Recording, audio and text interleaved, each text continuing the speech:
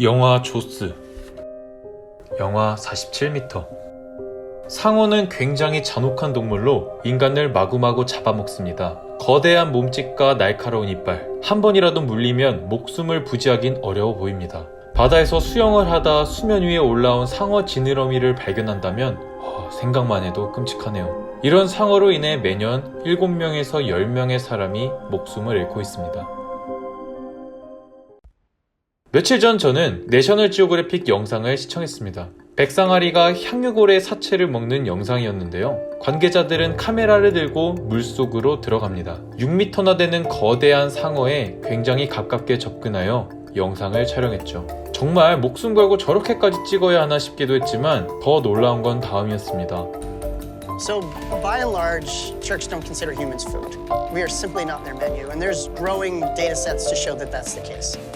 그 외에 다른 자료들도 찾아본 결과 상어는 인간을 의도적으로 공격하지 않는다는 사실을 알게 되었습니다. 그뿐만이 아니라 사람을 공격한 사례도 굉장히 적었습니다.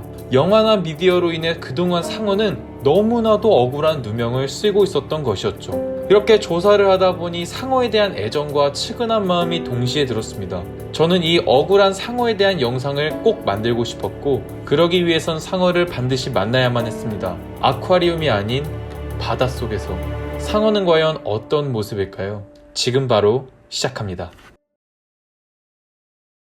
네, 여러분, 상어를 보기 위해서 당연히 바다 안에 들어가야 되는데, 그렇다고 제가 동해 앞바다나 제주도 바다에 들어가는 건 좀 말이 안 됩니다. 그래서 제가 전국적으로 스쿠버 다이빙이 유명한 곳들을 쭉 정리를 해봤어요. 예를 들어 세부, 보홀, 하와이, 괌, 사이판, 인도네시아 여러 섬, 각각 스쿠버 다이빙 하는 그런 센터에 전화를 해봤어요. 상어 볼 수 있나요?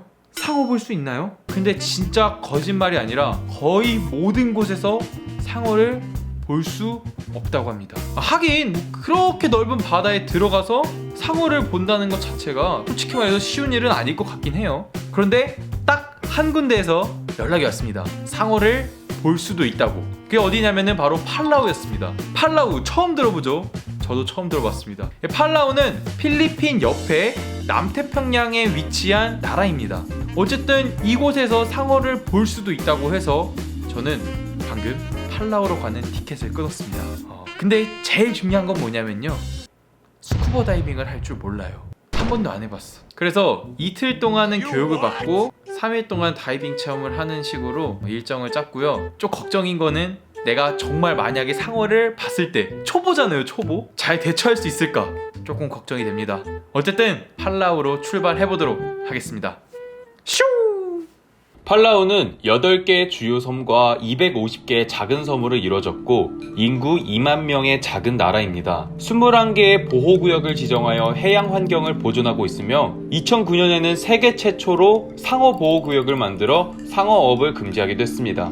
이곳에서는 멸종위기에 처한 온갖 해양 생물들을 만날 수 있다고 하죠. 저는 팔라우에 도착하자마자 수영장에서 교육을 받았습니다. 이 부분은 사실 재미가 없기 때문에 영상에 따로 넣진 않았죠. 이번 촬영을 위해 180만원의 거금을 들여 각종 수중 촬영 장비를 구입했습니다. 제가 이거 쓸 일이 어디 있겠어요, 이거? 물속에 들어갈 때 말고 쓸 일이 없단 말이야. 그래서 뭔가 살짝 흑우인가 싶기도 해요.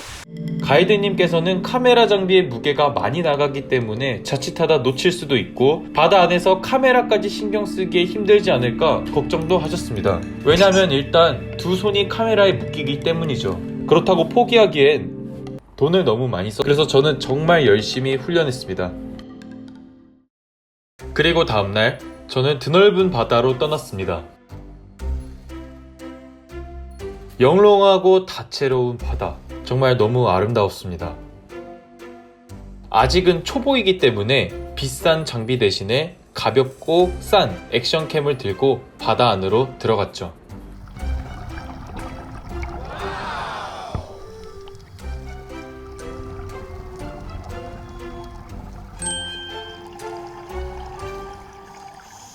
물속에서 자유롭게 움직이는 게 마치 하늘을 나는 것 같았습니다.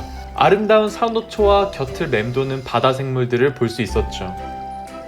멸종 위기종인 바다거북이도 만났습니다. 낮잠을 자고 있는 건지 눈을 감고 있더군요.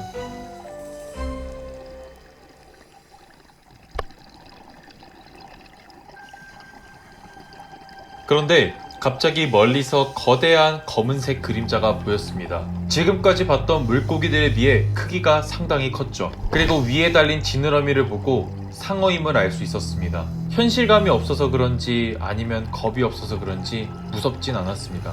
오히려 가까이에서 보고 싶었죠. 하지만 상어는 눈길조차 주지 않은 채 유유히 지나갔습니다. 이것이 상어와 저의 첫 만남이었습니다. 다음날 저는 같은 다이빙 포인트에 다시 한번 들어갔습니다. 이번에야말로 상어를 제대로 보고 싶었기에 다소 비싼 장비를 들고 내려갔습니다. 그런데 내려가자마자 발밑에 작은 상어들이 있었습니다. 그리고 한 마리는 바로 제 옆을 지나갔죠. 크기는 약 1.2m 정도 되어 보였습니다.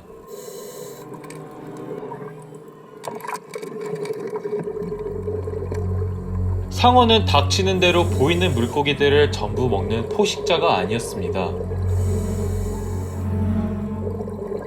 그랬다면 이곳에 다른 물고기들이 보이지 않았겠죠. 한두 마리였던 상어는 순식간에 많아졌습니다.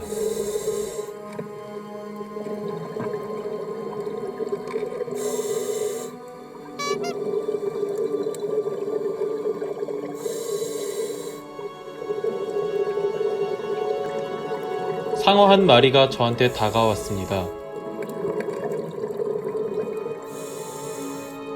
혹시나 싶었는데 역시 지나칩니다. 상어 10마리가 내 앞에서 돌아다니고 있다니 눈앞에 펼쳐진 광경을 믿기 힘들었습니다. 시간이 지날수록 녀석들에 대한 공포심이나 두려움은 사라져갔죠. 상어가 이렇게 내 옆으로 이렇게 지나가다 갑자기 나한테 오면은 막을 수가 없어. 그래서 조금 무섭긴 했어요. 물론 손에 카메라가 있어가지고 막 미리 시나리오를 짰어요. 물속에 들어가기 전에 상어가 만약에 날 공격하면은 이 카메라로 이렇게 팍 때려야지, 아니면 눈을 찔러야지, 막 이런 생각을 했습니다. 근데 어쨌든 그런 일은 일어나지 않았고, 오히려 상어들이 겁이 너무 많아가지고 다가가면은 상어들이 도망을 가요. 그리고 이제 가이드님께서 말씀을 해주신 게 상어를 쫓아가면 법적으로 문제가 생긴다고 합니다. 그래서 상어를 절대 쫓아가면 안 된대요. 그리고 상어를 쫓아가거나 상어가 이제 벽에 이렇게 막히면은 공격적으로 이렇게 다가올 수가 있대요. 그래서 최대한 상어를 쫓지 않고 그대로 이렇게 찍으려고 노력했습니다.